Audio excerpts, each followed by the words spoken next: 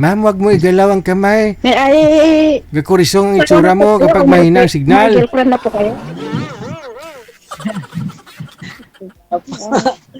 Nudo po ako. Sige po.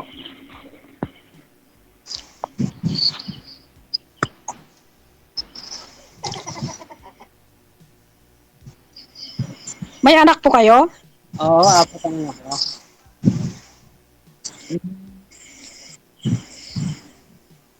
Ano po, hiwalay sa asawa? Yudo. Yodo? Yudo.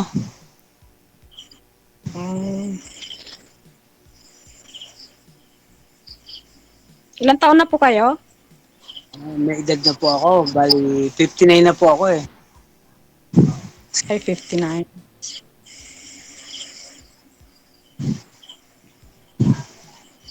Ano po ang trabaho ninyo?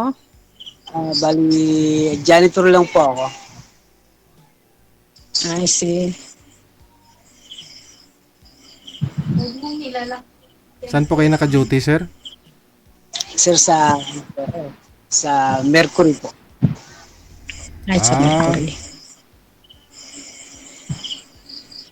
Okay lang yan, sir. Marangal naman ang trabaho yan. Oo ah. Magaan lang naman trabaho ni sir sa Mercury, di aircon pa.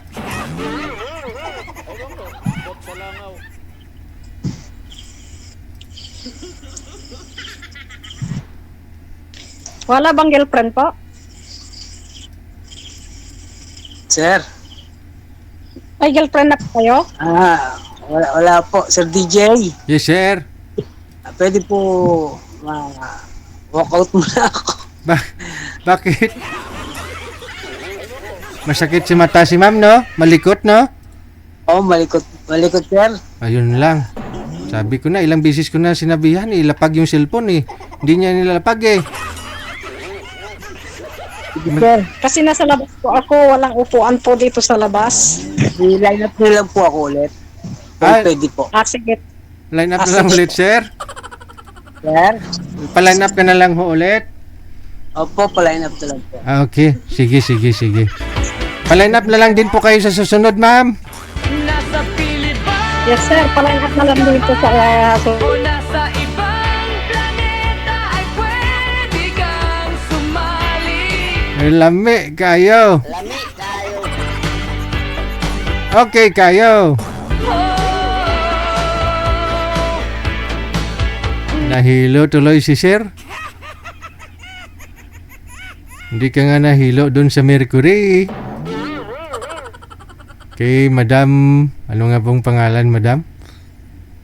Carmelita. Kay Madam Carmelita, nahilo ka na, sir? Nasa tamang edad, basta walang sabit, walang Diskartehan nyo po kasi pag sumali kayo dito, mga ma'am, sir, no?